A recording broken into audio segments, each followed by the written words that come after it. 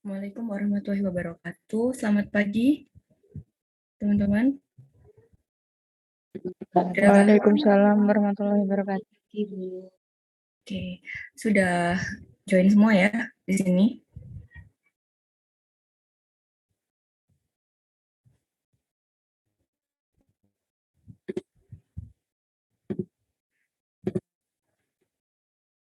Ini bisa di on cam kan supaya saya bisa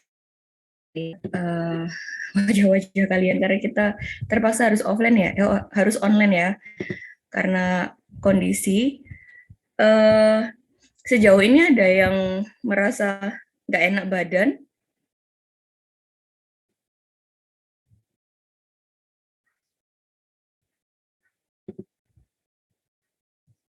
atau mungkin ada yang ya muncul gejala-gejala tertentu. Jadi ini kemarin sempat ada diskusi ya di prodi kalau misalnya memang um, nanti kalian ada yang merasa gak enak badan atau ada muncul gejala-gejala yang mengarah ke COVID, mohon segera periksa ya dan dilaporkan karena itu untuk pencegahan juga supaya tidak semakin menyebar. Jadi kalau misalnya kalian merasa ada entah itu batuk atau meriang atau flu atau ya gejala-gejala COVID-19 silakan langsung diperiksakan ya. Kita menjaga, saling jaga lah, jangan sampai pas sudah tersebar banyak baru ketahuan gitu. Oke, ini kelas 3A. Baik, kita mulai saja ya. Sudah, kita nggak perlu absen lagi kan ya? Nggak perlu absen QR code ya? Langsung di Pasmi ini sudah bisa ya?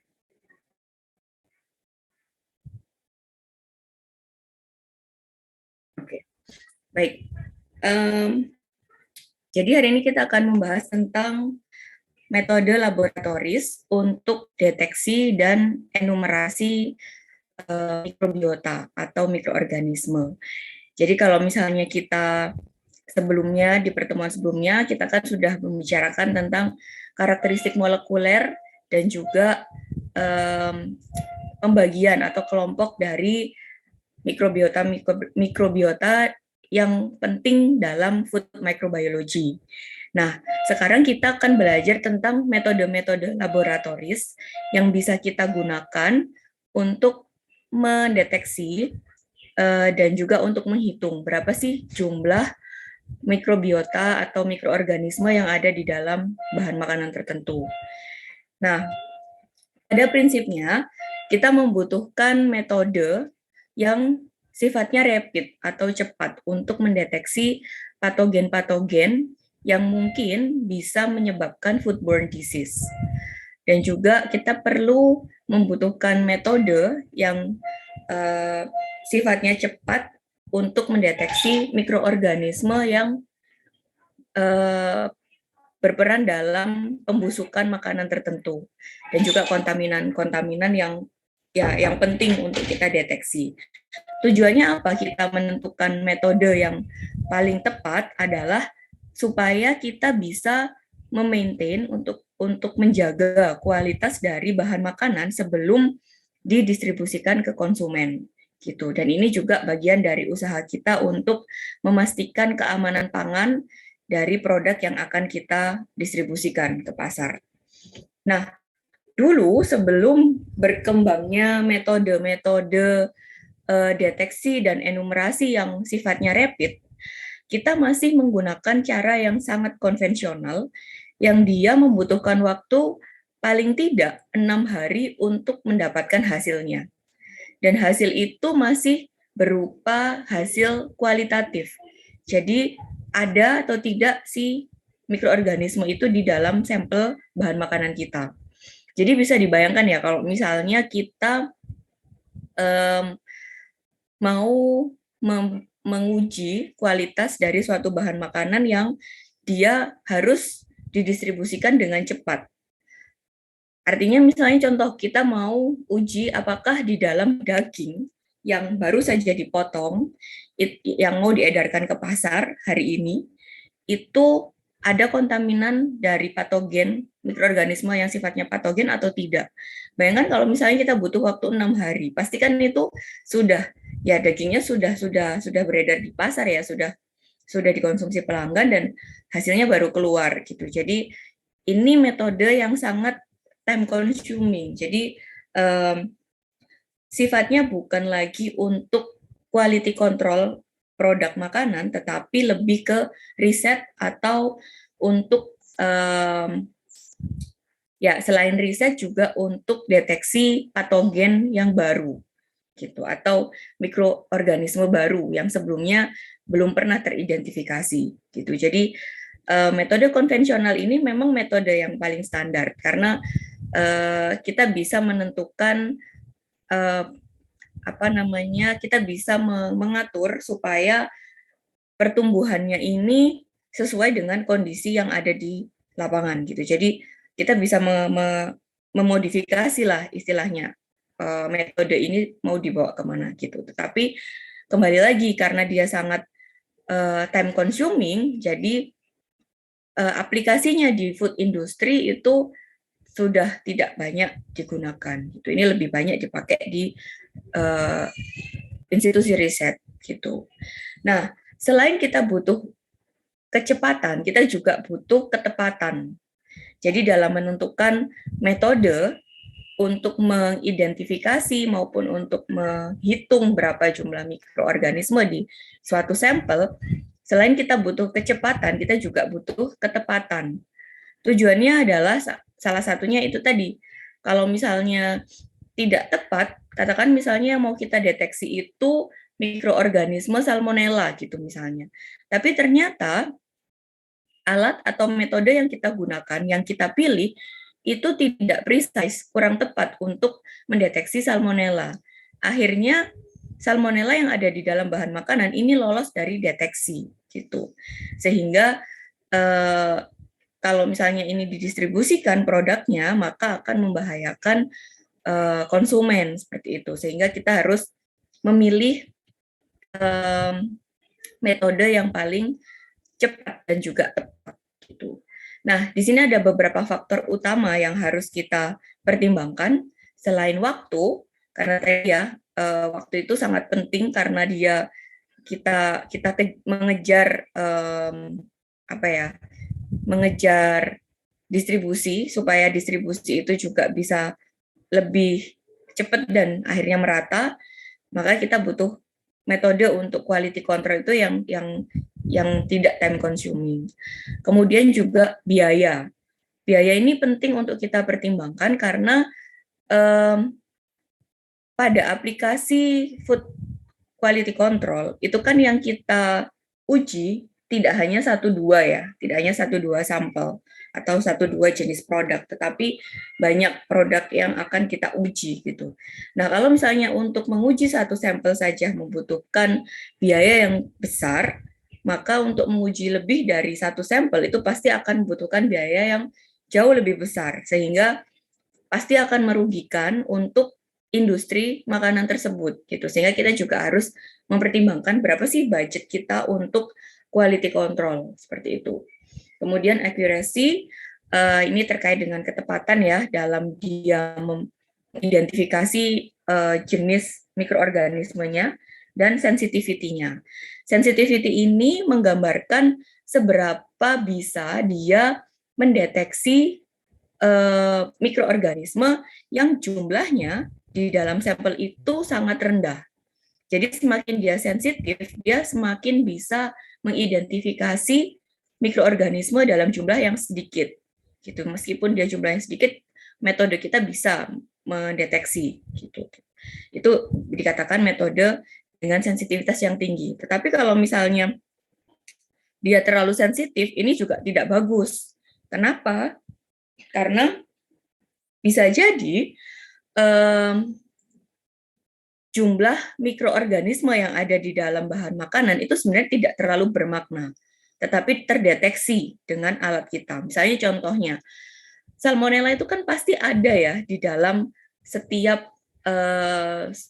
contohnya misalnya di daging ayam, kalau misalnya kita tes apakah ada atau tidak salmonella, saya yakin pasti akan kita temukan salmonella itu.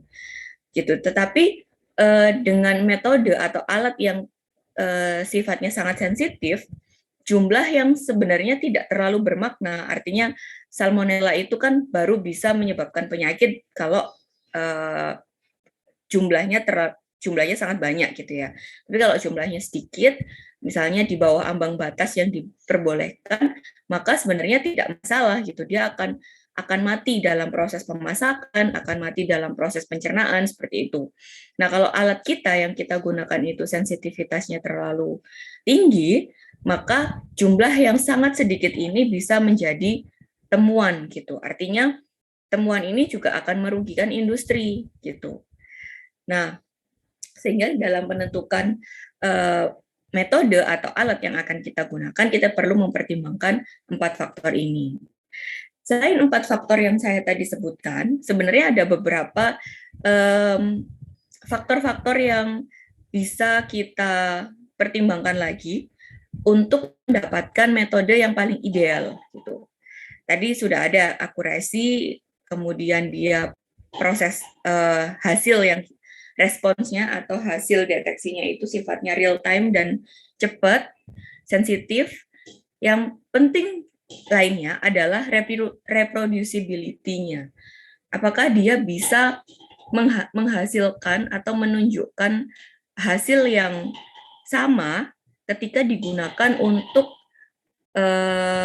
sampel yang lain dan juga untuk ketika penggunaannya itu dilakukan oleh orang lain gitu. Jadi misalnya ya Sasha menguji es jeruk dengan metode deep slide misalnya. Apakah ada salmonella atau tidak di dalam es jeruk yang dibeli oleh Sasha. Nah, hasilnya menunjukkan dengan metode deep slide ini, Sasha mendapatkan hasil bahwa ternyata ada gitu. Nah, ketika sampel yang sama itu diuji oleh Latifa misalnya, maka harusnya itu juga menunjukkan hasil yang sama. Nah, kalau misalnya dia tidak menunjukkan hasil yang sama, artinya dia tidak reproducible, artinya dia kurang reproduce gitu. Jadi artinya dia kurang bisa diterapkan untuk kondisi-kondisi yang sifatnya beragam gitu. Kemudian dia juga dia harus bisa disterilisasi karena kita bermain dengan mikroorganisme ya, sehingga kita tidak tahu apakah di dalam alat yang kita gunakan ini mengandung kontaminan gitu, sehingga pada saat kita gunakan untuk menguji sampel lain, justru alat kita itu bisa menyebabkan kontaminasi ke produk yang akan kita uji gitu, sehingga hasilnya tidak valid. Nah, maka dari itu metode yang kita pilih harus bisa disterilisasi seperti itu. Dan beberapa indikator lain ini sebenarnya mengikuti, tetapi yang terpenting adalah harus akurat dan menunjukkan hasil yang real time atau pada saat itu bisa kita dapatkan. Oke, sampai sini ada pertanyaan?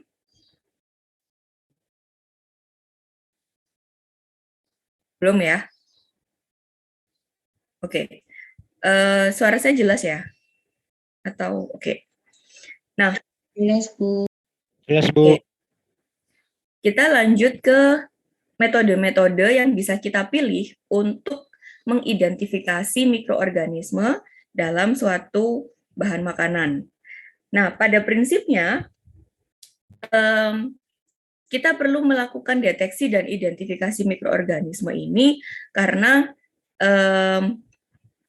mikroorganisme itu sifatnya dia sangat dinamis ya. Jadi dia bisa berubah dengan sangat cepat. Evolusinya itu bisa dibilang berlangsung dengan sangat cepat gitu. Apalagi dengan kondisi iklim yang sudah banyak berubah ya dari tahun-tahun yang lalu gitu kan, sehingga perubahan yang terjadi di lingkungan itu bisa membuat mikroorganisme yang ada di bahan makanan itu juga bermutasi atau berevolusi, sehingga kita perlu untuk melakukan deteksi atau identifikasi mikroorganisme yang ada di dalam bahan makanan. Karena gini, sebenarnya kan pada prinsipnya kita sudah tahu ya ada beberapa mikroorganisme yang predominan di dalam bahan makanan itu. Masih ingat nggak bahan apa sih maksudnya mikroorganisme yang predominan di dalam bahan makanan itu? Ada yang bisa bantu jawab?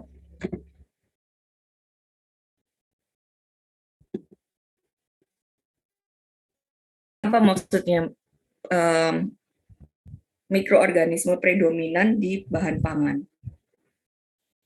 Pastinya udah dapet sih, pasti pernah dapet. Ada yang bisa bantu jawab?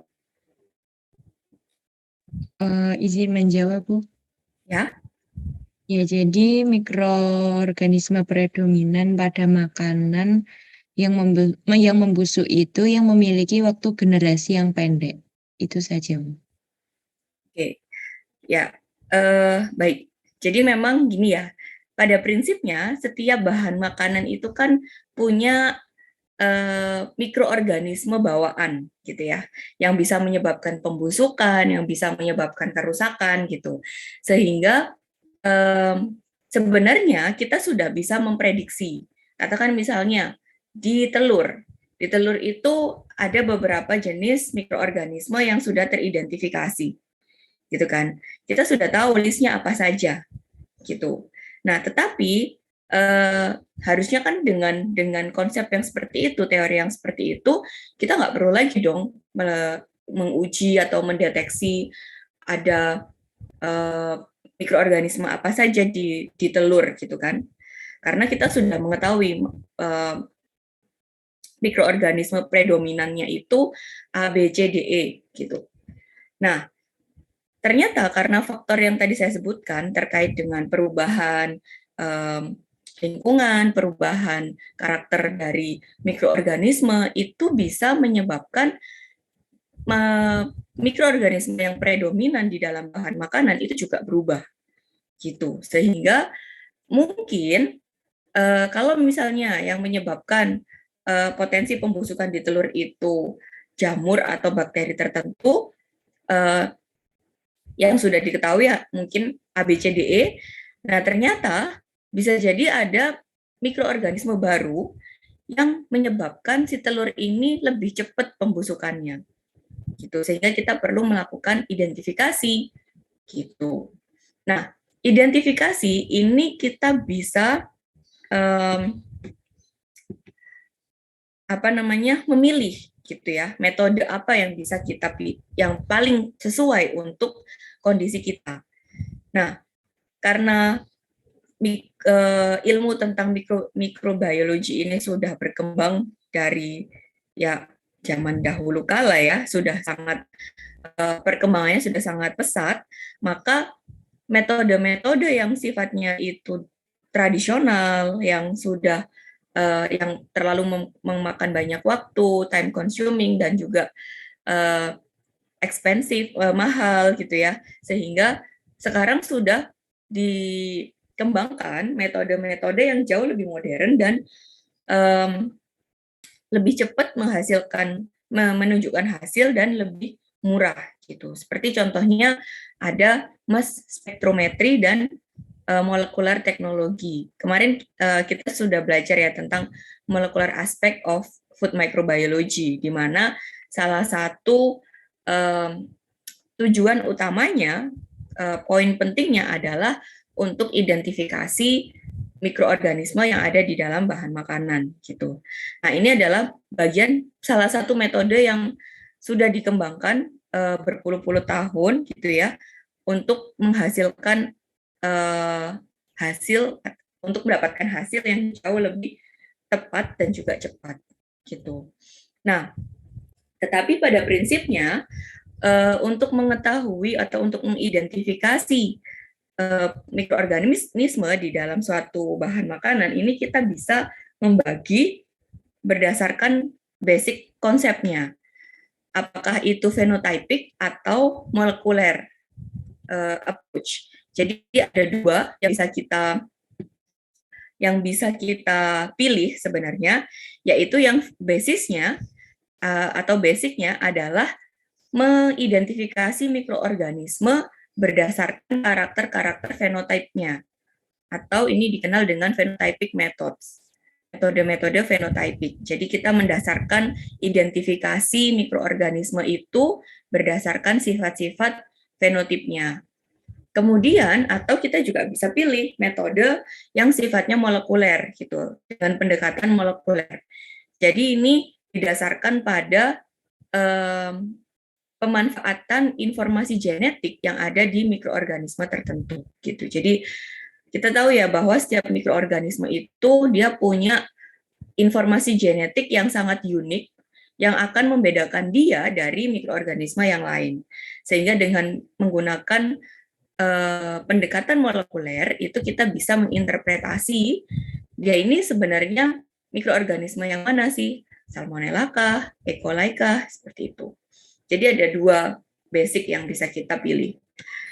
Nah, untuk phenotypic methods, ini kita kenal istilah metode yang paling banyak kita gunakan dan juga paling bisa diaplikasikan di hampir semua lab adalah metode morphological. Jadi kita mengamati karakter dari mikroorganisme ini berdasarkan sifat morfologinya, baik itu secara mikroskopi maupun secara makroskopi. Secara mikroskopi ini kita mengidentifikasi mikroorganisme dengan menggunakan bantuan mikroskop karena kita tidak bisa melihat secara kasat mata. Artinya apa? Yang kita amati karakternya itu adalah karakter yang lebih mikro, artinya lebih mengarah ke selulernya gitu. Jadi kita tidak bisa mengamati hanya dengan kasat mata gitu, sehingga kita membutuhkan bantuan mikroskop. Baik itu mikroskop optis maupun mikroskop elektron maupun yang scanning probe gitu. Jadi kita bisa memilih gitu mau melihat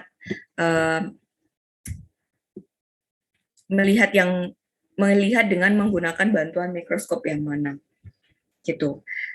Nah, salah satu contohnya ini misalnya kita melihat bentuk dari sel bakteri gitu, apakah dia tergolong dalam Bacilli ataukah Loci seperti itu. Jadi itu salah satu contohnya.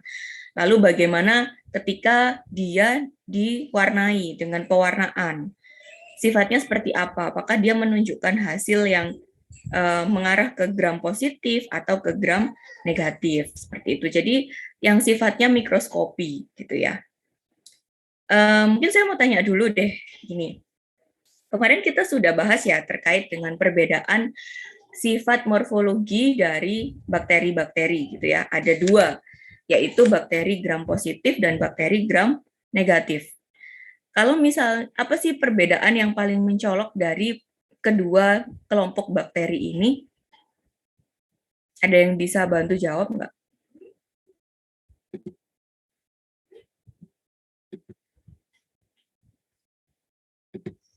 Saya tunjuk ya. Nikita, ada Nikita? Nikita bisa bantu jelaskan nggak perbedaan antara gram positif bakteri dan gram negatif bakteri dilihat dari pewarnaan dengan gramnya. Kalau gram positif dia akan menghasilkan warna apa ketika di staining, kalau gram negatif dia akan menghasilkan warna apa? Kalau gram positif itu menghasilkan warna merah, kalau gram negatif itu menghasilkan warna biru atau violet. Nggak kebalik. Kalau gram, kebalik. Maaf Bu. Kalau yang gram negatif menghasilkan warna merah, kalau yang gram positif menghasilkan warna biru atau violet. Oke. Ya, jadi perbedaannya dilihat, kita bisa lihat dari situ ya, morfologinya gitu. Jadi ini metode dengan menggunakan bantuan mikroskop kita bisa melihat gitu perbedaan antara mikroorganisme yang satu dengan mikroorganisme yang lain. Nah, kemudian kita juga bisa menggunakan metode yang sifatnya makroskopik. Jadi kita tidak perlu mengamati di bawah mikroskop untuk melihat perbedaan antara satu organisme dengan organisme yang lain.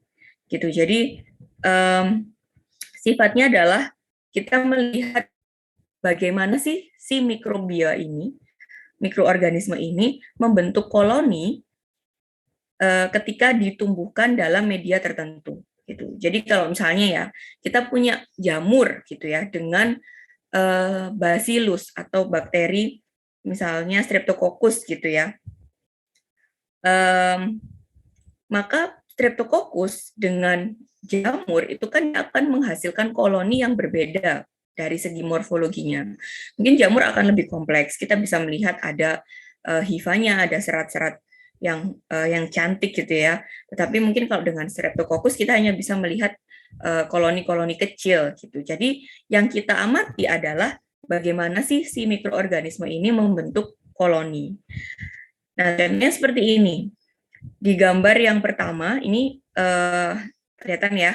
Jadi yang metode mikroskopi itu kita bisa mengamati sampai ke level selulernya. Jadi kita bisa lihat bentuknya di sini. Ada ya kalau ini kan dia bacillus ya, kita bisa lihat di sini. Oh berarti dia tipe shape-nya itu adalah bacillus. Nah nanti untuk jenisnya apa, mungkin kita bisa lihat dari bagaimana dia membentuk koloni selanjutnya gitu. Jadi secara kasat mata kita tidak bisa mengamati bagaimana bentuk dari koloni yang tumbuh gitu kan. Kalau misalnya kita lihat gambar yang di atas ini, gambar B, kelihatan ya sebelum diamati di mikroskop, itu kan kita hanya bisa melihat bentuk koloninya ya. Kita cuma bisa lihat ada garis-garis di sini, ada ini gitu. Oh, ada pertumbuhan gitu ya koloni. Tapi kita tidak tahu sebenarnya koloni ini tuh belongs to siapa gitu. Maka dari itu kita bisa mengamati dengan bantuan mikroskop sehingga kita bisa tahu, oh ini adalah koloni dari bacillus gitu. Nah, kemudian kalau misalnya dari sini kita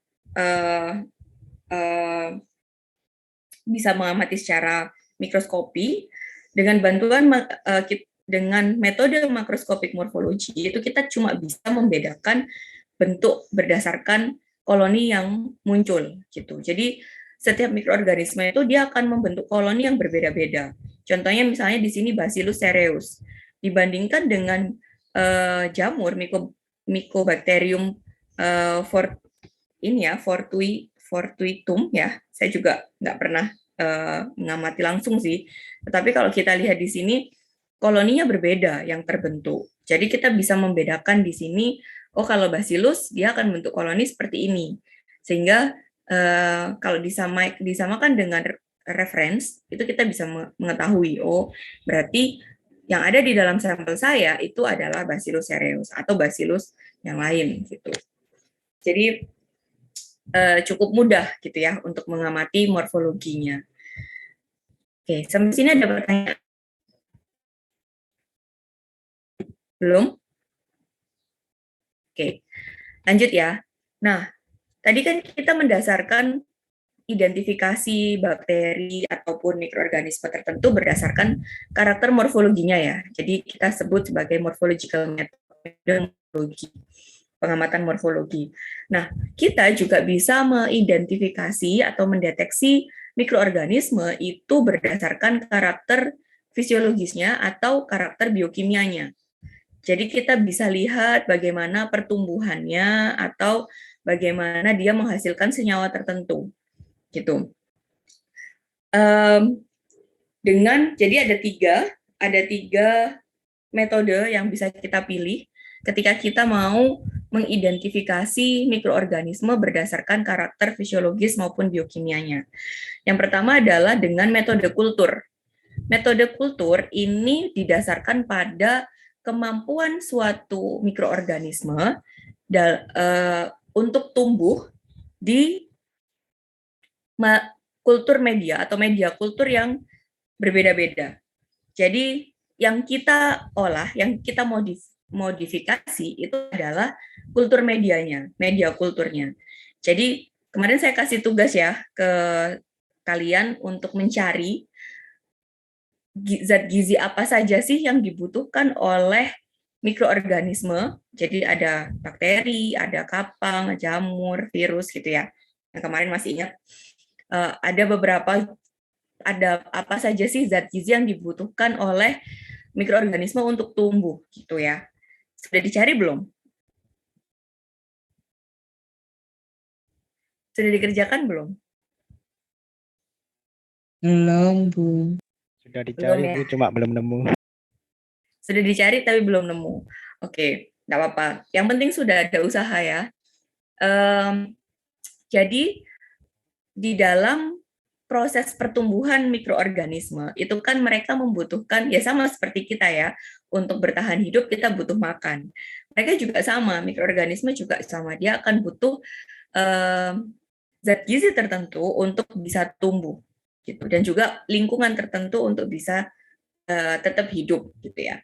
Nah, dengan metode kultur ini kita bisa memodifikasi media yang akan kita gunakan untuk pertumbuhan bakterinya berdasarkan karakter dari masing-masing bakteri. Jadi misalnya contohnya gini, kita mau melihat bakteri-bakteri yang dia mencerna protein. Dia hanya bisa hidup ketika ada protein, gitu ya. Nah, sehingga kemudian kita tidak mau mengidentifikasi bakteri-bakteri yang dia bisa hidup ketika ada karbohidrat gitu misalnya. Jadi kita mau memisahkan, kita cuma mau menumbuhkan bakteri yang dia menggunakan protein untuk pertumbuhannya. Nah, sehingga kita bisa menggunakan media kultur ini yang rich, yang kaya akan protein, tetapi tidak mengandung karbohidrat sama sekali. Gitu. Sehingga bakteri-bakteri yang membutuhkan karbohidrat untuk pertumbuhannya, dia akan mati. Dia tidak akan bisa tumbuh di media kita. Sementara bakteri-bakteri yang dia menggunakan protein sebagai zat gizi utamanya untuk tumbuh, dia akan survive, dia akan tumbuh dengan cepat gitu. Dia akan bisa kita lihat pertumbuhannya seperti apa. Nah, dari situ kita bisa memastikan bahwa jenis bakteri yang ada di dalam bahan makanan kita itu adalah bakteri-bakteri yang proteobakteria atau bakteri yang dia menggunakan protein untuk tumbuh kembangnya, seperti itu. Jadi metode kultur itu dititik beratkan atau pada prinsipnya adalah kita memodifikasi kultur media atau media kultur, baik itu lingkungannya, baik itu zat gizinya untuk pertumbuhan si mikroorganisme gitu. Sampai sini paham ya? Cukup jelas ya. Oke. Nah, kemudian ada phagotyping. Phagotyping ini khusus untuk bakteri saja ya. Jadi di dalam taksonomi, kalau misalnya kalian masih ingat ya, pembagian taksonomi itu kan kita kenal ada yang namanya genus, famili, spesies gitu ya. Nah, phagotyping itu adalah metode yang bisa kita gunakan untuk mendeteksi single strains dari suatu bakteri. Gitu. Jadi sudah tidak lagi ke apakah dia masuk ke genus Streptococcus ataukah dia masuk di genus Bacillus gitu, tetapi sudah lebih ke SP-nya, spesiesnya, bahkan ke strain-nya gitu. Jadi ini biasanya digunakan untuk men-trace atau untuk menelusuri sumber dari suatu infeksi. Jadi kalau misalnya kita temukan ada outbreak infeksi yang disebabkan oleh keracunan makanan yang transmisinya melalui makanan, ini kita bisa salah satunya menggunakan phagotyping ini untuk melihat siapa sih penyebabnya gitu, bakteri apa penyebabnya, kayak gitu. Jadi lebih fokusnya lebih ke bakteri. Kemudian ada metode ini, automated IDIST. Jadi ini didasarkan pada karakter biokimia dari karakter biokimia atau sifat-sifat biokimia dari suatu mikroorganisme. Gitu. Jadi kalau misalnya kita kembali ke metode sebelumnya, itu kan kita dasarkan pada fisiologisnya ya. Jadi bagaimana dia bisa tumbuh, berkembang gitu kan. Nah, sementara kalau dengan menggunakan automated IDIST instrumen ini, jadi instrumen ini dikembangkan untuk melihat karakter biokimia dari suatu kultur mikrobiota atau mikroorganisme, kemudian dia akan mengidentifikasi karakter tersebut dengan mencocokkan ke database yang ada gitu. Jadi sifatnya dia kayak ini ya, artificial intelligence ya, bukan ya, apa ya? Ya, dia lebih ke learning machine sih. Jadi kayak dia mencocokkan apa yang masuk ke dalam, yang dimasukkan ke mesin itu ke database yang sifatnya sangat lengkap gitu. Jadi dari karakter-karakter biokimia yang dia deteksi itu kita bisa langsung mengidentifikasi, oh ini karakter dari bakteri apa, ini karakter dari jamur apa, virus apa gitu. Dan dengan metode ini kita bisa mendapatkan hasil paling cepat 5 sampai 8 jam gitu. Paling lama gitu. Jadi ini benar-benar sangat rapid ya hasilnya. Nah, ini metode kultur, jadi ya masih sangat konvensional. Kita baru bisa mendapatkan hasil itu kalau misalnya kita cuma sampai ke morfologi mungkin 2-3 hari baru selesai. Kalau misalnya kita ya sampai ke mengetes ini jenisnya apa gitu bisa sampai 5-6 hari gitu.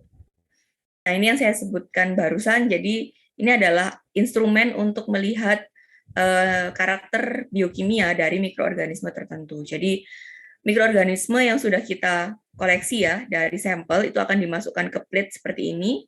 Nanti mesin akan membaca. Dia akan direaksikan dengan banyak senyawa tertentu yang sudah kita tambahkan sebelumnya. Nanti mesin ini akan membaca apa sih yang terjadi di dalam campuran itu, apa yang terjadi di dalam kultur itu. Nah, nanti ini kan dia akan setiap mikroorganisme itu kan dia akan menghasilkan metabolit yang berbeda-beda ya, biomarker biokimia yang berbeda-beda. Nah, dari situ ini akan dicocokkan dengan database yang sudah ada, kemudian baru diidentifikasi oleh si mesin ini. Oh, dia belongs to Salmonella, oh dia belongs to siapa gitu. Jadi lebih cepat, tapi mahal. Di sini ada pertanyaan?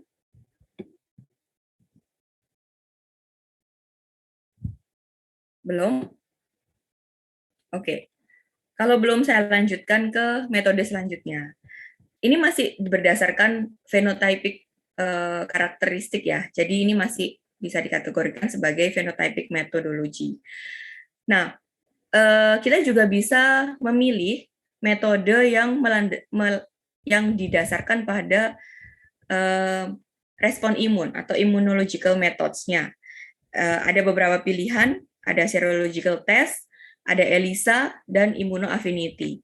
Pada prinsipnya, dengan immunological methods, itu kita mengambil sifat dari enzim dan protein, enzim dan substratnya. Jadi enzim itu kan dia akan berinteraksi, dia akan bereaksi dengan ketika ada substrat yang cocok dengan struktur si enzim.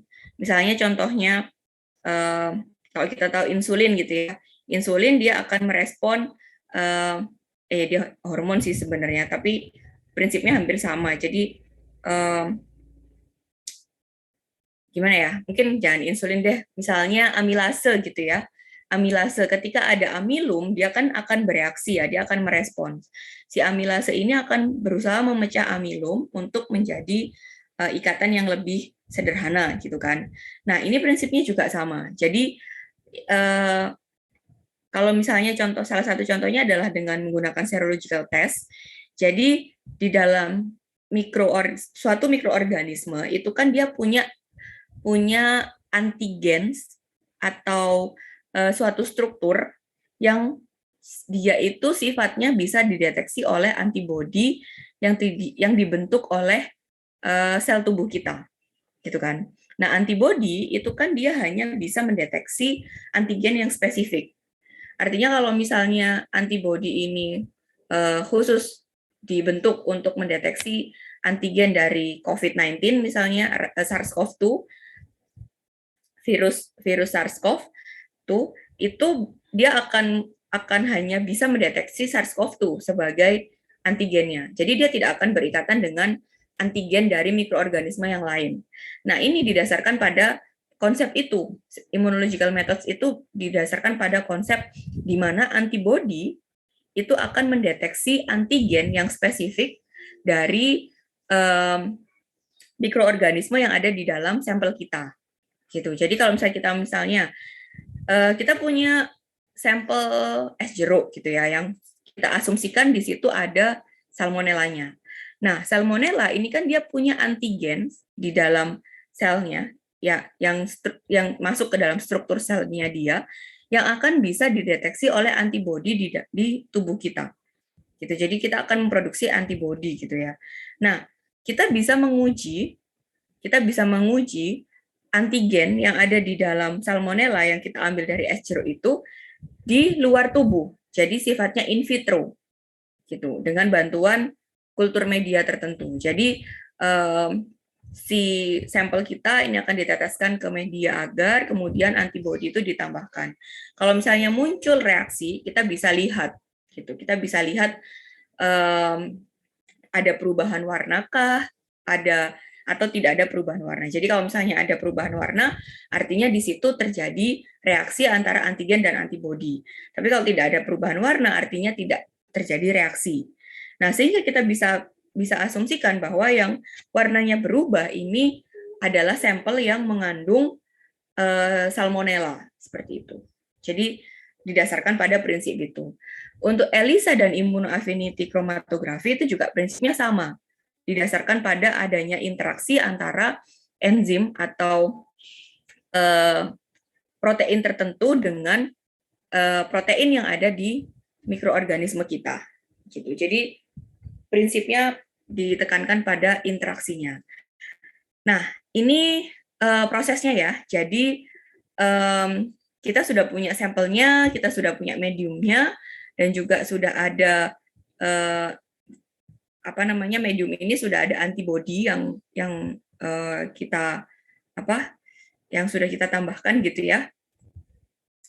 Nah, nanti dia akan menghasilkan warna kekuningan. Kalau misalnya ternyata contohnya di sini ini ada beberapa sampel yang tidak berubah gitu ya. Jadi dia menunjukkan bahwa dia tidak ada interaksi antara antibodi dengan antigen gitu juga. Sementara yang dia berubah warna di situ artinya ada antibodi yang terbentuk atau antibodi yang bereaksi. Jadi kita bisa mendasarkan pada prinsip perubahan warna yang terjadi. Kemudian ini untuk ELISA. ELISA ini prinsipnya juga sama, tetapi prosesnya itu jauh lebih ribet. Karena apa? Karena ELISA ini menyasar target yang sangat spesifik gitu. Jadi kita bisa benar-benar melihat apakah di dalam sampel kita itu ada antigen atau antibodi, antigen dari mikroorganisme yang sifatnya sangat spesifik, dan dibandingkan dengan serological test, ELISA ini jauh lebih sensitif gitu. Jadi karena metodenya lebih ribet, dia melibatkan beberapa reaksi. Jadi tidak hanya reaksi antara antigen dan antibodi, tetapi ada reaksi-reaksi yang dia untuk memastikan bahwa yang berikatan dengan reagen atau antibodi itu benar-benar antigen yang sudah sesuai gitu dengan target kita gitu. Dan nanti dia akan membaca, kalau kita di sini kan kita cuma bisa melihat ada perubahan warna atau tidak. Kalau di sini kita bisa membaca berapa sih konsentrasinya gitu. Jadi ada berapa sih antigen yang terdeteksi di sampel kita gitu, dan itu merepresentasikan jumlah mikroorganisme yang ada di dalam sampel. Gitu. Di sini ada pertanyaan? Belum? Bingung nggak? Cukup bingung ya. Tapi it's okay, nggak apa-apa. Karena ini lebih ke practical sih ya. Jadi yang perlu kalian tahu adalah prinsip-prinsipnya, dan juga nanti ketika kalian harus memilih metode apa yang paling cocok untuk misalnya kalian kalau misalnya tertarik dengan bidang ini, kemudian pengen melanjutkan ke skripsi, kalian bisa tahu ada beberapa metode yang bisa dipakai gitu. Nah, kemudian tadi kan kita dasarkan pada sifat imunologikalnya ya, respon imunologis, respon imunnya. Nah, sekarang kita bisa mendasarkan pada sifat-sifat kimiawinya gitu. Jadi kita bisa melihat karakter-karakter. Jadi kan karena kita ini sebenarnya tersusun dari senyawa-senyawa kimia ya. Kalau kita bicarakan tentang makhluk hidup, kita tidak hanya bicara tentang sifat-sifat biologis saja, tetapi secara kimiawi kita ini tersusun dari struktur-struktur kimia yang sangat kompleks gitu. Nah, kita juga bisa mendeteksi mikroorganisme berdasarkan sifat tersebut gitu. Jadi ada metode yang namanya Maldikov-MS yang ya pada dasarnya adalah dia mass spektrometri. Jadi Jadi dia mendasarkan pada pendekatan proteomics. Jadi kita melihat protein-protein apa yang dihasilkan oleh mikroorganisme di dalam sampel kita. Kemudian nanti kita masukkan ke suatu alat, yaitu mass spektrometri ini. Nah, mass spektrometri ini dia akan mendeteksi ada protein apa saja gitu, dan nanti protein-protein apa saja yang muncul itu akan kita identifikasi, kita cocokkan dengan standar atau database. Baru setelah itu kita bisa melihat, oh di sini ada mikroorganisme A, B, C, D, E, F, G. Gitu. Nah, ini mesinnya ya. Jadi pada prinsipnya adalah didasarkan pada pemisahan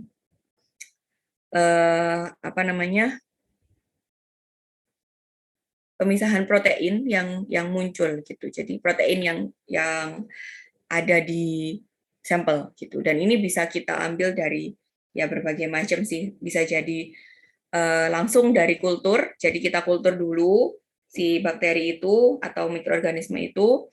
Baru setelah itu kita ambil sampelnya, kemudian kita masukkan ke mesin Maldikov-MS. Lalu kita bisa mengidentifikasi, oh di situ ada apa saja sih gitu. Atau bisa juga dari ekstraksi protein gitu. Jadi nggak langsung dari sampel yang sudah dikultur, tetapi kita ekstrak dulu dari hasil tadi ya, yang hasil kultur itu kita ekstrak proteinnya, kemudian kita baru bisa masukkan ke mesin Maldikov-MS-nya ini. Nah, bagaimana cara kita mengidentifikasi?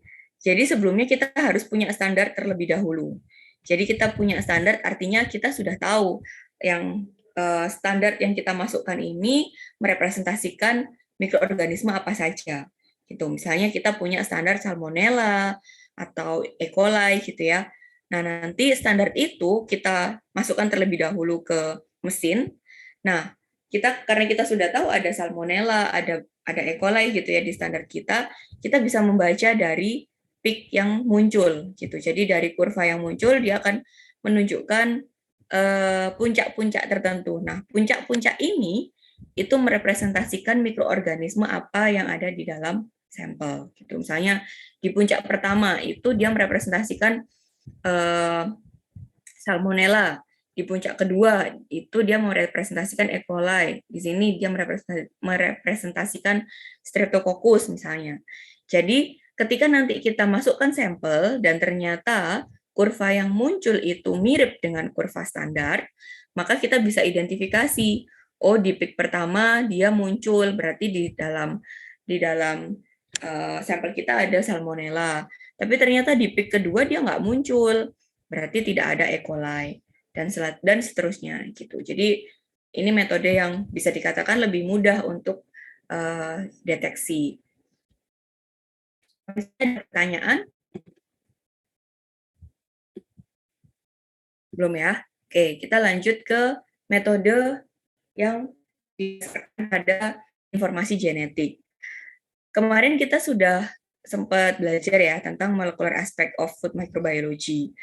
Jadi memang ini adalah metode yang paling banyak digunakan saat ini, khususnya pada penelitian-penelitian yang melibatkan mikroorganisme gitu. Jadi kenapa dia lebih banyak dipilih untuk penerapan di dalam riset? Karena sifatnya yang sebenarnya cukup mahal gitu ya. Jadi dia membutuhkan reagen-reagen dan juga teknologi yang cukup mahal, bisa dikatakan cukup mahal.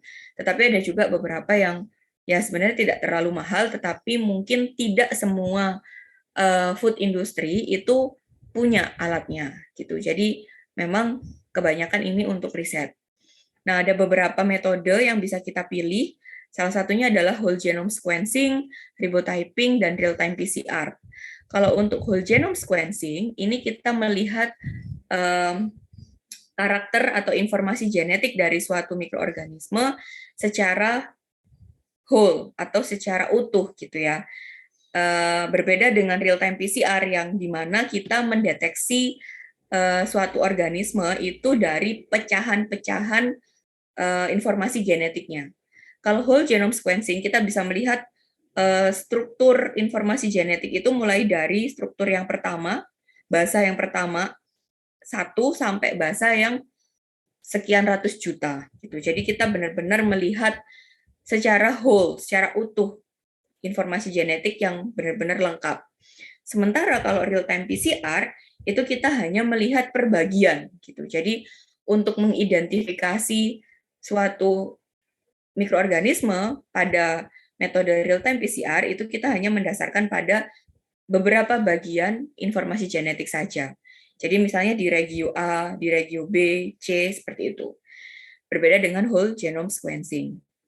Nah, lalu ada ribotyping. Perbedaannya whole genome tadi kan dia mendeteksi secara utuh ya. Jadi dari informasi genetik suatu mikroorganisme ini kita deteksi secara utuh gitu. Apa saja sih mikroorganisme yang ada di situ. Jadi kita bisa benar-benar mendapatkan hasil yang akurat gitu dibandingkan dengan real time PCR. Karena real time PCR itu dia hanya mendeteksi perbagian, kita bisa salah dalam mengidentifikasi. Gitu. Misalnya bakteri Streptococcus aureus dengan Streptococcus jenis lain. Itu kan dia sebenarnya punya informasi genetik yang mungkin di regio tertentu itu sama. Gitu ya. Sehingga dengan metode real time PCR kita cuma bisa mendeteksi regio itu. Bisa jadi kita salah identifikasi yang harusnya mungkin kalau kita deteksi dengan whole genome sequencing, hasilnya akan menunjukkan Streptococcus aureus. Tetapi karena kita tidak mengidentifikasi secara whole, secara utuh, jadi kita cuma bisa melihat, oh ini Streptococcus gitu. Bisa jadi ini Streptococcus aureus, bisa jadi ini Streptococcus spesies lain gitu. Dengan real time PCR. Jadi kita tidak tahu sampai sedalam apa. Jadi kita cuma menentukan ini Streptococcus atau bukan gitu. Nah, untuk ribotyping ini metode ini cuma bisa digunakan untuk deteksi dan identifikasi bakteri saja. Jadi kita tidak bisa menggunakan ribotyping untuk mendeteksi jamur atau virus gitu. Jadi khusus untuk bakteri. Nah, ini beberapa ini adalah tahapan-tahapan dari whole genome sequencing. Jadi prinsipnya adalah whole genome sequencing ini kita menyusun kembali informasi genetik yang ada di suatu mikroorganisme secara utuh. Jadi ibarat kata kita itu kan ini ya, kita kan tidak tahu sebenarnya struktur dari informasi genetik mikroorganisme yang ada di dalam sampel kita itu seperti apa. Nah, dengan bantuan whole genome sequencing, kita bisa melihat, kita bisa menyusun kembali, menata kembali sequence dari informasi genetik yang ada di dalam sampel kita, kemudian kita bisa melakukan analisis, melakukan identifikasi. Oh, karena dia strukturnya seperti ini, susunannya seperti ini, dicocokkan dengan database, ternyata dia adalah Salmonella. Atau misalnya karena strukturnya seperti ini, ternyata dia Streptococcus, dan sebagainya. Gitu. Jadi, secara utuh kita bisa melihat, oh ini mikroorganisme A, B, C, D, E. Nah, ini untuk ribotyping, jadi ya ribotyping ini lebih kepada bakteri ya. Jadi, kita bisa memilih gen apa sih yang mau kita deteksi, tapi khusus untuk bakteri saja. Gitu. Ini real-time PCR, jadi dia hanya mendeteksi bagian. Jadi kalau misalnya ini ya, ini kan informasi genetik yang ada di suatu mikroorganisme. Ini itu virus ya, kalau kita lihat dari struktur ininya, struktur informasi genetiknya di sini ada ORF 1A dan 1B, ini jelas ini adalah virus gitu, karena dia pendek sekali ininya, genomnya. Kalau untuk bakteri dia sangat panjang. Jadi karena virus itu dia adalah organisme non-seluler yang sangat sederhana, jadi informasi genetiknya juga sangat sederhana. Gitu. Nah, bisa dikatakan ini adalah virus. Nah, real-time PCR itu dia hanya mendeteksi bagian-bagian saja. Jadi cuma bisa mendeteksi satu atau dua bagian. Seperti misalnya di sini ORF1 alpha atau di N2 gene N2. Jadi kita bisa melihat cuma di regio tertentu saja gitu. Jadi kita tidak mendeteksi keseluruhan informasi genetik dari si virus, tetapi kita hanya mendeteksi satu bagian saja atau dua bagian saja. Gitu. Sehingga hasilnya bisa dikatakan tidak jauh lebih akurat dibandingkan dengan whole genome sequencing. Kemudian ada sampai sini ada pertanyaan? Bingung? Cukup bingung? Ya, ya saya tahu pasti kalian akan bingung karena ini sebenarnya adalah ya metode yang baru ya, karena kan kita juga wajar kalau misalnya kalian bingung karena ini adalah ilmu baru yang sifatnya teknis gitu ya. Jadi kalian akan tahu ketika nanti kalian praktek langsung. Tetapi yang perlu kalian ketahui adalah prinsipnya bagaimana dan juga perbedaan antara setiap metode ini seperti apa gitu. Mana yang lebih akurat, mana yang lebih sensitif, mana yang bisa kita pakai untuk bakteri atau untuk semua mikroorganisme seperti itu. Jadi yang penting kalian paham itu dulu. Nah, kemudian ada DNA fingerprinting. DNA fingerprinting ini juga salah satu teknik molekuler yang bisa kita pakai untuk menggambarkan ada atau tidak polimorfisme di suatu mikroorganisme. Polimorfisme itu apa? Polimorfisme itu adalah bisa kita katakan sebagai mutasi ya. Jadi tadi seperti yang saya sampaikan di awal, mikroorganisme itu kan dia selalu berevolusi. Dia evolusinya sangat cepat. Bisa jadi tahun ini kita ya seperti contohnya SARS-CoV-2 lah ya. Kalau misalnya untuk contoh ya, dulu sebelum 2019 kita tidak mengenal adanya SARS-CoV-2 gitu ya. Kita taunya ada beberapa virus SARS yang menyebabkan penyakit-penyakit seperti MERS dan lain sebagainya. Kita tahu ada virus itu. Tetapi ternyata pada tahun 2019 ada muncul mutasi dari virus tersebut yang membawa atau menyebabkan penyakit yang baru gitu kan, yaitu COVID-19. Nah, itu kan sebenarnya prosesnya sangat cepat ya. Dari 2019 awal belum ada, 2019 akhir dia sudah merebak gitu, dan sampai sekarang masih belum tertangani gitu kan. Nah, di sini kalau misalnya kita tidak bisa mendeteksi ada atau tidak polimorfisme atau mutasi dari suatu mikroorganisme yang lama, itu pasti kita akan ketinggalan gitu ya. Jadi bisa jadi penyakit itu sudah muncul, sudah mewabah, sudah ya seperti contohnya SARS-CoV ini yang sampai ya pandemi bertahun-tahun dan belum terselesaikan juga. Akhirnya apa? Kita telat untuk mencari alternatif gitu. Kita telat untuk mencari solusi yang sebenarnya bisa kita cegah. Nah, dengan DNA fingerprinting, baik itu dengan RAPD-PCR, RFLP, atau AFLP, ini kita bisa melihat kemungkinan yang muncul. Apakah ada polimorfisme, apakah ada mutasi di salmonella misalnya, ataukah ada mutasi di virus rotavirus misalnya, yang bisa mungkin menyebabkan keparahan infeksi, keparahan manifestasi klinis ketika terjadi infeksi. Gitu. Jadi tujuannya adalah untuk mendeteksi apakah ada atau tidak mutasi yang muncul selama kurun waktu tertentu. Gitu. Kemudian ada metode lain yaitu microarray dan metagenomics. Microarray ini prinsipnya hampir sama dengan metagenomics, tetapi kalau microarray kita bisa melihat sampai ke level ekspresi gen dari mikroorganisme.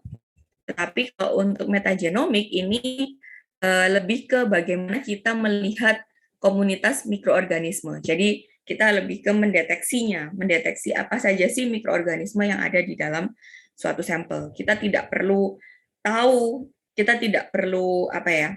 Kalau metagenomik itu prinsipnya adalah kita berangkat dari nol.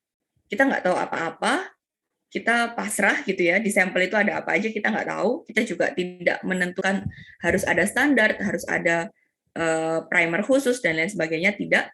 Yang jelas metagenomics ini dia akan membaca semua mikroorganisme yang ada di dalam sampel kita. Nah, nanti yang akan pada saat proses identifikasi ya, metode laboratorinya itu tidak terlalu rumit dibandingkan pada saat identifikasi atau analisis data yang kita hasilkan. Jadi metagenomics ini membutuhkan ilmu bioinformatics untuk mendeteksi apa saja sih yang ada di dalam sampel gitu. Jadi kita bisa melihat, oh ternyata ada golongan bakteri proteobakteria, ada lactobacteria dan lain sebagainya. Itu bisa muncul semuanya tanpa kurang satu apapun. Bahkan jamur virus itu juga bisa terdeteksi. Gitu. Gitu kan. Tapi kembali lagi karena dia itu mendeteksi koloni, mendeteksi komunitas mikroorganisme, pada akhirnya dalam analisis datanya itu tidak semua orang bisa melakukan gitu. Jadi mungkin kita bisa mungkin kita bisa melakukan teknik-teknik atau prosedur-prosedur yang ada di laboratorium, tetapi pada saat kita mendapatkan data yang sudah kita koleksi, ini kita butuh bantuan orang yang ahli di bidang bioinformatika untuk menganalisis hasilnya. Karena ini yang didapatkan adalah big data yang sangat besar gitu ya. Karena kan kita mendeteksi semua mikroorganisme yang ada di dalam sampel gitu ya. Dan mikroorganisme yang ada di makanan itu kan macamnya banyak sekali ya. Bahkan ya kita tidak mungkin dengan menggunakan metode yang sangat sederhana bisa mendeteksi sekian banyak data yang dihasilkan. Itu makanya metagenomic analysis ini prinsipnya adalah ditekankan pada keahlian bioinformatik kita. Gitu. Nah, Mungkin kalian sudah pernah mendengar ISO ya, International Organization for Standardization.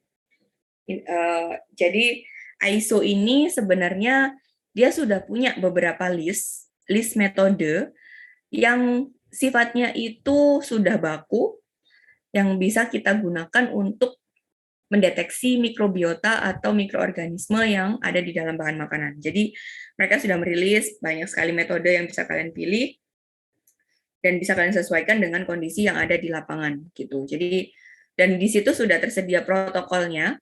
Jadi kalian tinggal mengikuti nanti. Kalau misalnya nanti kalian bekerja terus harus melakukan quality control untuk mikroorganisme tertentu, maka kalian bisa merujuk pada protokol yang dikeluarkan oleh ISO. Atau bisa juga kalau misalnya memang protokol yang dikeluarkan oleh ISO ini terlalu rumit, kalian juga bisa merujuk pada protokol yang dikeluarkan oleh BPOM gitu. Jadi kalau untuk food industry memang sudah banyak badan yang menstandarisasi protokol quality control ya, khususnya untuk mikrobiologi gitu ya, untuk mikroorganisme. Jadi kita tidak perlu bingung gitu ya. Tapi yang penting kalian tahu dulu, ini ada banyak sekali konsep atau model-model yang terbaru yang bisa menjadi alternatif gitu. Karena pada prinsipnya protokol yang dikeluarkan oleh ISO itu masih mengacu pada metode-metode yang konvensional gitu. Sehingga mungkin membutuhkan waktu yang lama. Nah, ini ada salah satu ya ada tabel yang bisa kalian baca juga. Jadi metode-metode yang bisa digunakan dan juga mikroorganisme apa yang bisa dideteksi dan jenis sampel apa yang bisa kita pakai gitu. Jadi metodologinya bisa kalian baca sendiri di referensi yang sudah dituliskan gitu. Nanti saya akan upload referensinya juga di e-learning ya. Ini kalau ini tadi molecular methods, ini immunological methods yang bisa dipakai. Oke, sampai sini ada pertanyaan? Belum? Oke, lanjut ya ke metode enumerasi. Enumerasi itu apa sih? Ada yang bisa baca?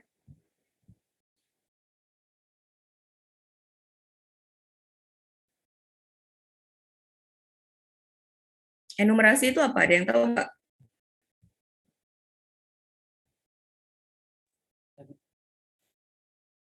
Enumerator itu apa?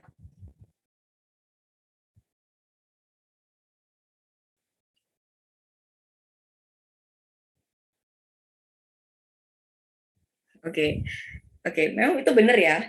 Jadi sebenarnya enumerasi itu sebenarnya berangkat dari asal katanya, yaitu numeration. Nah, numeration ini apa? Dia berkaitan dengan perhitungan, number gitu ya. Enumerasi itu adalah enumeration methods atau enumerasi itu adalah suatu metode yang bisa kita gunakan untuk menghitung berapa sih jumlah mikrobiota yang ada di dalam suatu sampel. Gitu. Nah, dalam pemilihan metode yang tepat untuk menghitung jumlah mikroorganisme di dalam suatu sampel makanan, ini kita perlu memperhatikan beberapa aspek. Yang pertama adalah tipe sampelnya. Apakah dia itu termasuk liquid, padatan, atau bentuknya seperti apa gitu. Jadi tipe of sampelnya itu seperti apa. Kemudian juga kita perlu memperhatikan karakteristik dari mikroorganisme yang mau kita cari, yang mau kita hitung. Termasuk physiological state-nya. Artinya dia bisa tumbuh di media yang seperti apa, dia bisa dikultur dengan kondisi yang seperti apa gitu. Kemudian karakter ya spesifik media yang bisa menumbuhkan mikroorganisme tersebut. Lalu yang keempat adalah berapa sih jumlah minimal yang bisa kita hitung. Kita butuh berapa jumlah dari si sampel ini supaya bisa kita hitung. Lalu tujuannya apa dan kita punya waktu berapa lama. gitu. Karena waktu itu juga sangat penting ya untuk dipertimbangkan. Kalau misalnya tujuannya adalah untuk quality control, pasti kita butuh waktu yang sangat cepat gitu kan, dibandingkan mungkin untuk riset yang sifatnya mungkin jauh lebih lama gitu. Nah, di sini ada beberapa metode yang bisa kita pilih untuk digunakan. Yang pertama adalah deep slide culture, lalu ada membrane filtration, ada pour plate, ada spiral plate, ada surface plate, surface drop, surface spread plate, kemudian ada multiple tube methods atau MPN, kalau misalnya kalian pernah dengar, most probable number, kemudian ada surface contact, ada surface webs, membrane slide cultures, dan Prince method. Jadi sebenarnya ada banyak sekali metode ya yang bisa kalian pakai untuk menghitung jumlah mikroorganisme di suatu sampel gitu. Tetapi mungkin kalau saya sebutkan satu persatu kalian juga pasti akan bingung gitu. Nah, dalam menghitung jumlah mikroorganisme di suatu bahan makanan, di setiap negara atau area atau region tertentu itu pasti sudah punya peraturan atau regulasi yang mengatur metode apa sih yang bisa dikatakan metode baku gitu. Seperti contohnya di EU ya, European Union, di Eropa, di Uni Eropa mereka menyepakati bahwa pour plate methods atau metode pour plate itu adalah metode yang paling tepat untuk digunakan dalam menghitung mikroorganisme yang ada di susu. Gitu. Jadi ini standar baku. Jadi kalau misalnya kita mau menghitung ada mikroorganisme apa saja di berapa mikroorganisme tertentu ya di susu, itu pasti disarankan untuk menggunakan pour plate methods gitu. Ini salah satu contoh saja. Nah, oke, kita bahas satu persatu ya. Tapi tidak semua saya bahas. Kalian bisa nanti baca di referensi yang saya berikan supaya ya lebih nangkep juga. Metode yang pertama adalah deep slide culture. Jadi deep slide culture ini bisa kita pakai untuk sampel yang sifatnya liquid.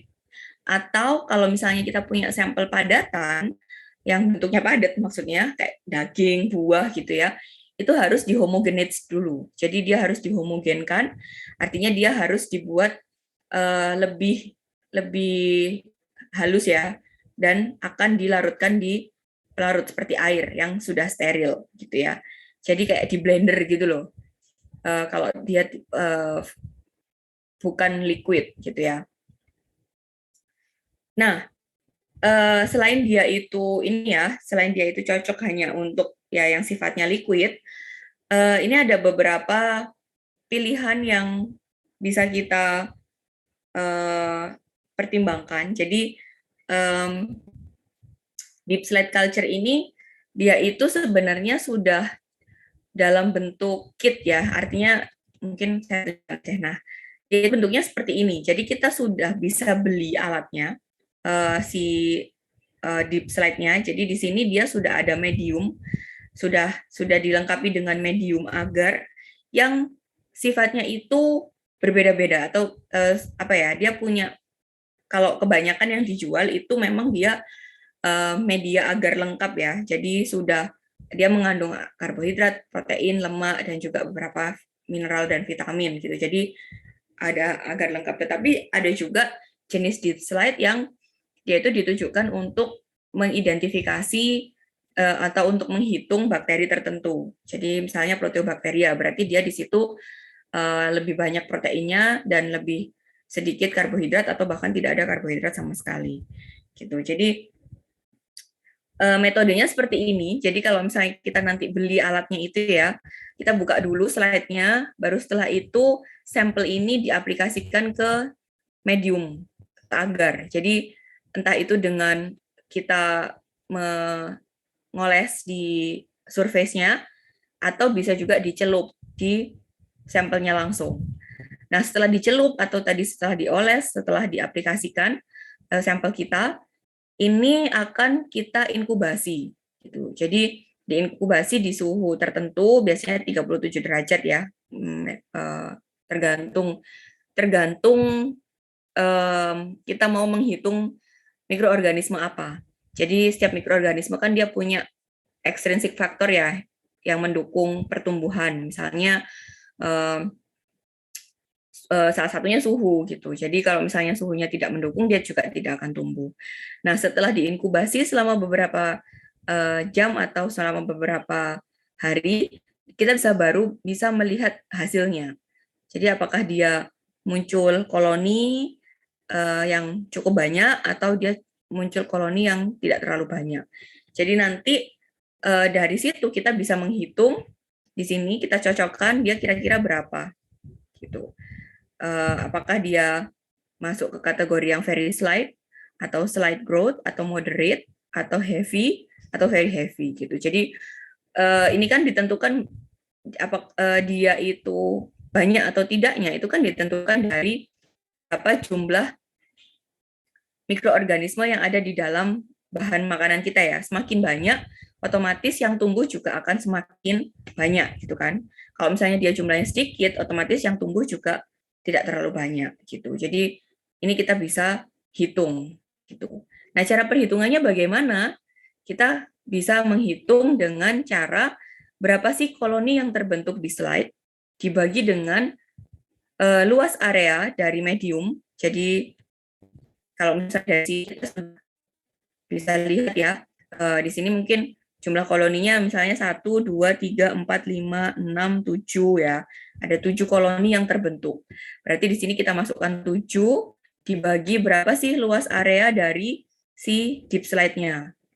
Berapa luas area di medium. Ini biasanya sudah disediakan ya sama company-nya. Jadi kita tinggal masukkan, kalikan 1000.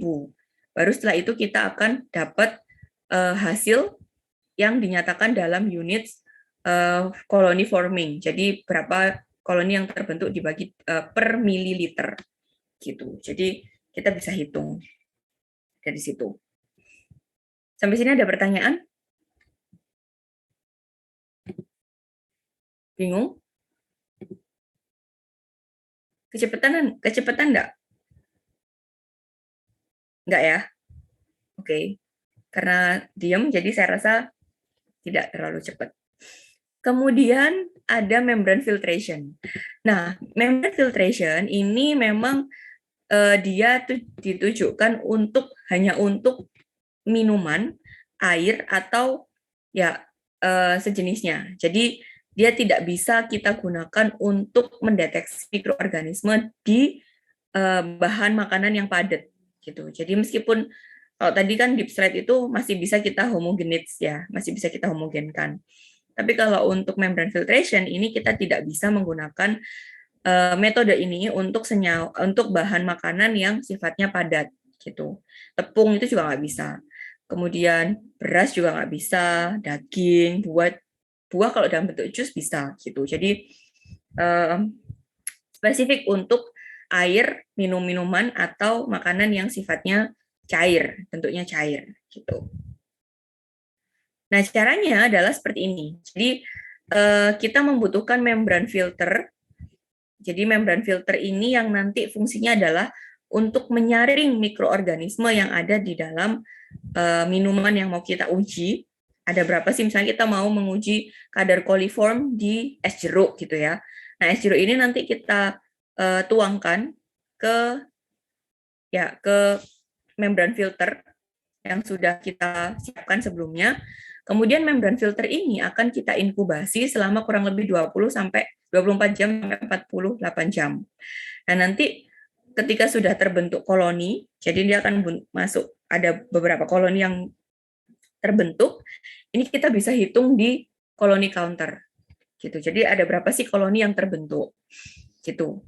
Nah, koloni yang terbentuk ini nanti bisa kita masukkan lagi ke rumus yang tadi, yang sama seperti di slide ini. Jadi total koloni di dalam membran yang sudah kita inkubasi itu ada berapa, dibagi dengan luas area membran dikalikan 1000.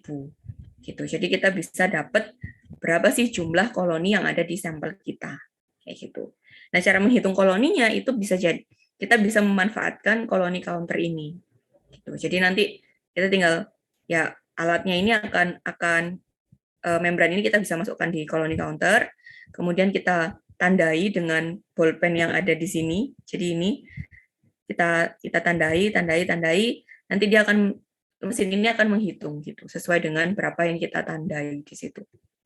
Jadi jumlahnya bisa muncul di sini. Gitu. Terus setelah itu kita masukkan ke rumus. Ini untuk melihat jadi kalau misalnya jumlah koloni saja itu kan tidak merepresentasikan berapa sih jumlah mikroorganisme yang ada di sampel ya. Karena ya kita cuma melihat pertumbuhan si bakteri ini gitu, pertumbuhan mikroorganisme ini gitu. Tetapi kalau kita sudah masukkan ke rumus itu kita sudah bisa menghitung berapa sih jumlah mikroorganisme yang ada di bahan makanan gitu. Sampai sini ada pertanyaan? Belum ya? Oke. Kalau belum, saya lanjut ke pour plate methods. Yang tadi saya sampaikan dia menjadi standar baku untuk penilaian mikroorganisme yang ada di susu. Nah, memang karena dia ini cocok untuk makanan-makanan yang sifatnya liquid dan atau makanan yang sudah dihomogeneskan. Jadi makanan-makanan yang dia sama sih seperti metode-metode sebelumnya. Nah, metode pour plate ini ada beberapa prosedur ya yang kita lakukan. Jadi pada prinsipnya pour plate methods ini itu kita tahapan yang pertama adalah kita mengambil sampel yang sudah kita siapkan tadi ya dalam bentuk liquid maupun homogeneitsnya, itu kita masukkan sejumlah volume tertentu, misalnya 1 mili gitu ya, kita masukkan ke petri dish. Nah, baru setelah itu kita tuang agarnya, lalu kita campur supaya agar dan juga si sampel kita itu nyampur sedemikian rupa. Ini ada panduannya, jadi naik turun 5 kali, muter 5 kali, miring kiri kanan 5 kali, dan seterusnya.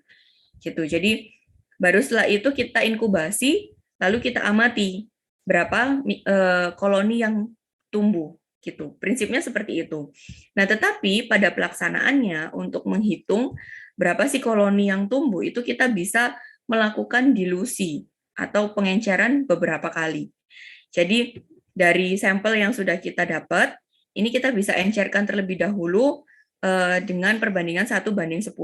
Kemudian kita encerkan lagi dengan perbandingan 1:100 sampai enceran yang ke perbandingan 1:100.000. Nah, nanti semakin dia encer, pasti dia akan menumbuhkan mikroorganisme yang lebih sedikit gitu ya. Nah, itu kita bisa identifikasi. Oh, kalau misalnya di dilusi yang pertama yang dia sifatnya lebih pekat, pasti akan muncul koloni yang lebih banyak dibandingkan yang dia lebih encer gitu. Jadi nanti kita bisa hitung. Kita bisa verifikasikan dengan memasukkan hasil perhitungan koloni kita ke rumus yang sudah ditentukan. Jadi misalnya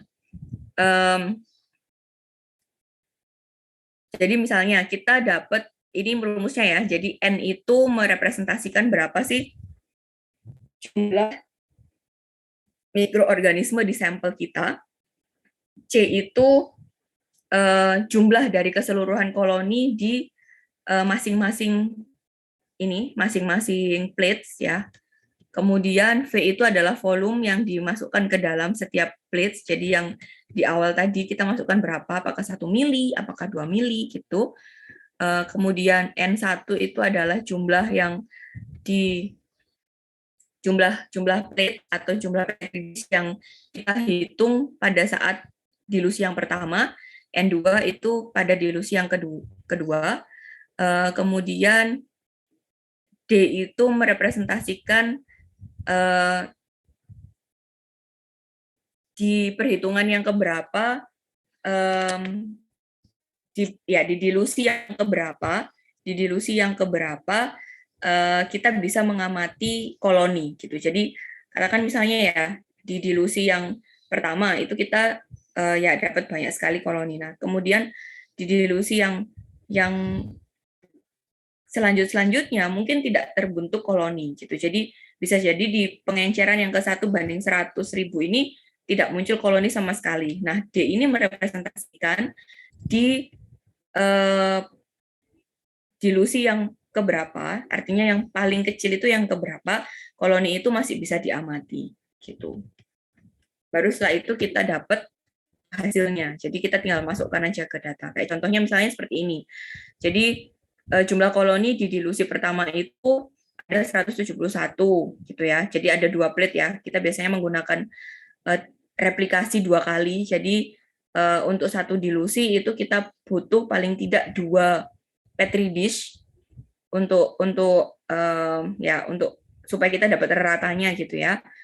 Kemudian jadi ada 2, nanti ini di rata-rata jumlahnya.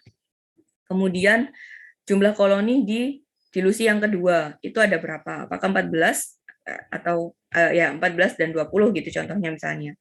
Kemudian volume yang ditambahkan tadi 1 mili ya, sehingga kita bisa hitung gitu. Jadi jumlah total dari koloni yang terbentuk di masing-masing plate dibagi dengan berapa volume yang ditambahkan dikali dengan ini berapa plate yang dihitung gitu. Kalau di sini kan ada 2 gitu ya. Gitu.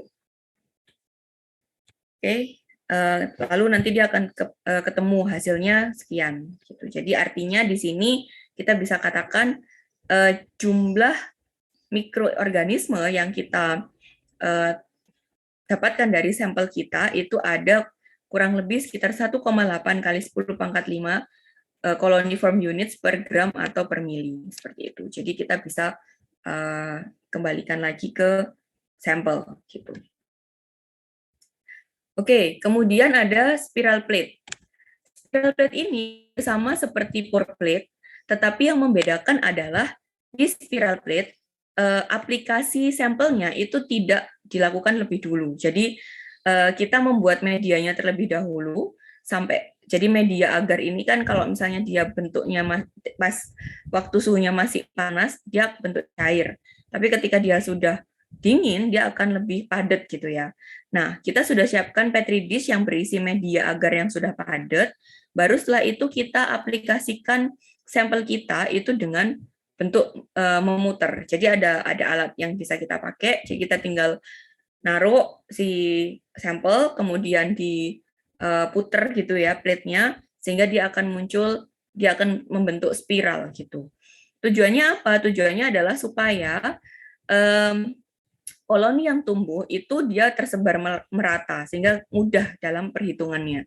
Gitu. Nanti setelah kita sudah dapatkan jumlah koloninya, kita bisa masukkan ke rumus gitu. Rumusnya apa? Rumusnya adalah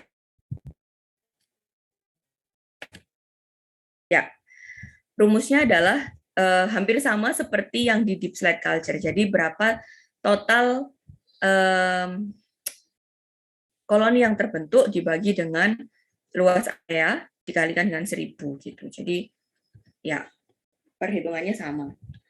Kemudian ada surface drop. Jadi kalau misalnya tadi spiral itu dia aplikasi pengaplikasian sampelnya itu bentuknya spiral, kalau surface drop itu dia bentuknya tetesan. Jadi tujuannya adalah supaya kita bisa mengamati beberapa konsentrasi sampel dalam satu plate. Jadi ini tujuannya salah satunya adalah untuk menghemat juga, karena kalau misalnya kita aplikasikan dengan drop atau tetesan-tetesan yang terbentuk akan jauh lebih rapi gitu ya. Jadi misalnya kita bisa bagi plate kita menjadi 4 bagian. Nah, masing-masing bagian ini kita bisa tandai untuk merepresentasikan sampel tertentu. Gitu. Misalnya ini es jeruk, ini jus jambu, ini misalnya kuah mie ayam, ini apa gitu ya. Jadi kita bisa bandingkan antara bakso, antara es jeruk, jus jambu, kuah mie ayam dan makanan yang lain itu perbedaannya seperti apa. Gitu. Nah, nanti kita bisa hitung per masing-masing area. Berapa koloni yang terbentuk. Gitu. Oke, nah ini kalau ini survei spread plate, jadi caranya sebenarnya hampir sama ya prinsipnya dengan perhitungan yang lain, tetapi aplikasi sampelnya saja yang membedakan. Jadi kalau spread plate ini sampelnya itu diratakan di atas media dengan bantuan OSE. Jadi kalau yang tadi pour plate itu kan sampelnya dimasukkan dulu, terus medianya baru dituang, baru kemudian dia di-mix gitu ya. Kalau yang spiral, aplikasinya bentuknya spiral gitu. Jadi lebih tertata, lebih bisa diamati. Kemudian kalau droplet, surface drop atau droplet itu dia bentuknya ditetes-teteskan gitu ya. Kemudian kalau spread plate ini caranya adalah dia di spread atau diusap gitu ya. Jadi dia itu diratakan dengan menggunakan alat yang namanya OSE. Mungkin pernah dengar juga ya OSE itu seperti apa. Jadi nanti dia akan menyebar pertumbuhannya. Baru setelah itu kita bisa hitung berapa sih jumlah koloni yang terbentuk, lalu kita masukkan ke rumus gitu. Kemudian ada MPN atau most probable number. Most probable number ini dia hanya bisa kita gunakan untuk mengidentifikasi, untuk menghitung berapa sih jumlah E. coli dan coliform dari sampel makanan. Jadi dia tidak bisa merepresentasikan total microbial counts-nya. Jadi dia tidak bisa merepresentasikan jumlah total mikroorganisme yang ada di dalam suatu sampel gitu. Jadi ini spesifik gitu, spesifik untuk E. coli dan coliforms. Tapi ini yang paling banyak digunakan untuk untuk mendeteksi patogen ya atau kontaminan. Kemudian ada surface swabs. Jadi surface swabs ini yang membedakan dengan metode yang lain adalah cara dia mendapatkan sampelnya.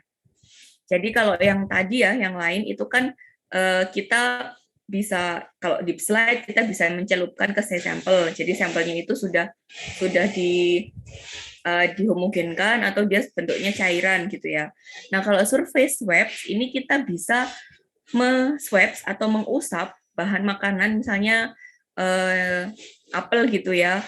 Apel itu kita swabs, kemudian kita masukkan ke dalam pelarut, yaitu air, baru setelah itu kita homogenkan, lalu baru kita ukur dengan metode-metode yang tadi sudah kita jelaskan ya, sudah kita pelajari ya, itu ada deep slide, ada pour plate dan lain sebagainya. Baru setelah itu kita lihat pertumbuhannya, apakah dia muncul bakteri ataukah jamur atau apa gitu. Jadi setelah inkubasi beberapa waktu, kita baru bisa amati koloni yang terbentuk.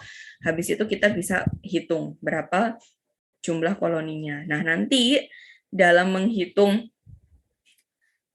jumlah mikroorganisme yang ada di dalam bahan makanan, kita tidak merepresentasikan itu berdasarkan volume, tetapi berdasarkan luas area yang kita swab gitu. Jadi perhitungannya itu per sentimeter kuadrat. Jadi perhitungannya adalah berdasarkan luas area yang kita swab tadi gitu. Jadi kalau misalnya kita punya apel gitu ya, berarti kita harus mengetahui berapa luas area si apel, sehingga memang prosedur ini itu tidak banyak digunakan untuk mendeteksi mikroorganisme di bahan makanan, tetapi lebih untuk mendeteksi mikroorganisme di peralatan makan, seperti meja makannya, atau piring, atau ya peralatan-peralatan makan yang bisa kita ukur luasnya. Gitu. Sampai sini ada pertanyaan?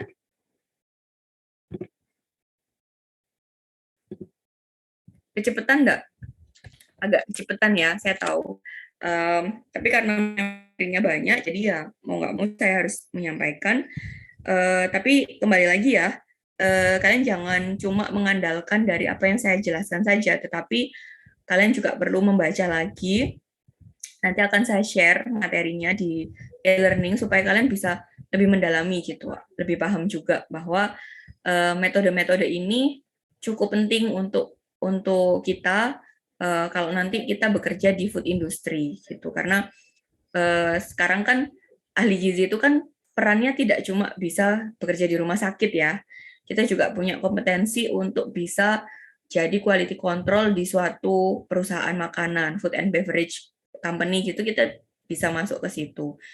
Nah, oleh sebab itu kita juga nggak boleh kalah dengan anak-anak yang belajar teknologi pangan atau ilmu pangan, karena mungkin kalau dari segi kompetensi kita dari segi kompetensi keilmuan pangannya memang kita tidak terlalu unggul ya, maksudnya tidak terlalu banyak membahas tentang itu. Tetapi dengan kalian mempelajari sendiri, saya yakin kalian juga bisa bersaing dengan teman-teman kalian yang mungkin fokusnya ke pangan juga gitu. Jadi ya ini salah satu mata kuliah yang menurut saya lumayan penting untuk kalian pelajari gitu.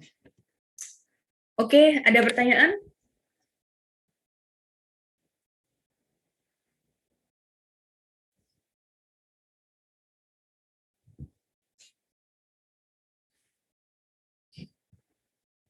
Belum? Belum ada? Baik, kalau belum ada pertanyaan, silakan nanti diakses ya di e-learning untuk materinya, dan juga nanti ada beberapa referensi yang bisa kalian baca, sehingga kalau misalnya ada pertanyaan, kalian juga bisa sampaikan di forum diskusi, yang nanti akan saya buka juga forum diskusinya, sehingga ya kalau ada pertanyaan terkait penugasan atau terkait ya materi yang saya sampaikan, bisa ditulis di situ. Insya Allah akan saya baca dan akan saya jawab kalau memang ada yang bertanya. Tapi sejauh ini belum ada yang membuka topik diskusi sih, jadi ya saya harap sih segera ada yang membuka ya. Kalian sibuk banget, Arek. Kok kayaknya masih belum disentuh tugas-tugasnya ya?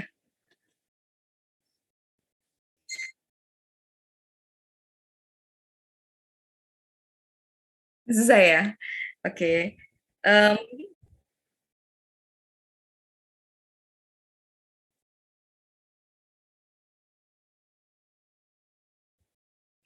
Gini aja, kalau misalnya kalian bingung, kalian bisa mulai dari bakterinya. Keywordnya adalah bakterinya. Jadi kalian cari dulu, misalnya gram negatif bakteria, gitu ya. Nah, kemudian kalian bisa cari faktor pendukung pertumbuhannya. Dari situ kan kalian pasti akan menemukan beberapa referensi ya. Entah itu dari segi nutrisi, dari segi suhu, kemudian ya faktor-faktor yang mendukung pertumbuhan bakteri-bakteri itu tadi apa namanya, gram bakteria, gram negatif atau gram positif. Kemudian nanti ada gram positif itu ada apa saja, ada proteobakteria, ada lactobacteria, yang di situ dia pasti akan memberikan gitu karakteristik dari masing-masing bakteri ini membutuhkan apa saja untuk bisa tumbuh gitu. Berasalnya dari situ. Kalau misalnya kalian nyarinya berdasarkan kebutuhan gizi untuk bakteri A, B, C gitu ya pasti akan susah. Jadi berangkatnya coba dari jenis bakterinya dulu, kemudian faktor-faktor yang bisa mendukung pertumbuhan bakteri tersebut. Nah, nanti pasti ada salah satunya faktor nutrients gitu. Kalau dari pengalaman yang kemarin carinya gimana?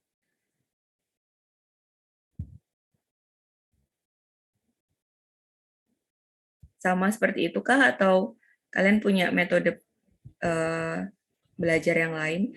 Sebenarnya nggak ada masalah sih kalau misalnya kalian punya metode belajar yang lain. Itu juga bagus juga sebenarnya.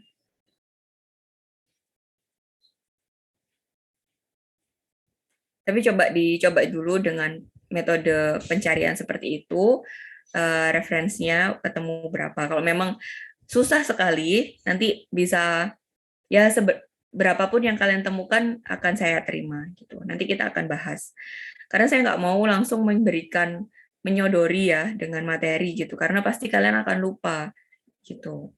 Karena ini banyak ya. Jadi paling nggak kalau kalian nyari sendiri 1, 2, 3 gitu deh yang nyantol gitu ya. Kalau saya ngasih, meskipun saya kasih 100, belum tentu semuanya, belum tentu benar-benar ada yang nyantol gitu loh. Jadi akan lebih baik kalau kalian nyari dulu, kan masih ada waktu 1 minggu lagi ya. Nah, itu coba dimanfaatkan untuk nyari, paling ya luangkan waktu untuk kerjakan tugas ini sehari misalnya 1 jam gitu. Atau kurang dari itu juga boleh. Yang penting istiqomah. Gitu ya. Oke, mungkin cukup dari saya. Setelah ini ada kuliah lagi, ta? Ada PHL jam 11, Bu. Oke. Online juga ya? Iya, masih online. Iya. Kalian hati-hati ya. Nanti kalau misalnya, karena di kelas 3B juga ada, di kelas 3A juga ada. Saya nggak tahu. Ada ini, ada kontak erat ya antara yang kemarin positif dan yang sebelumnya positif?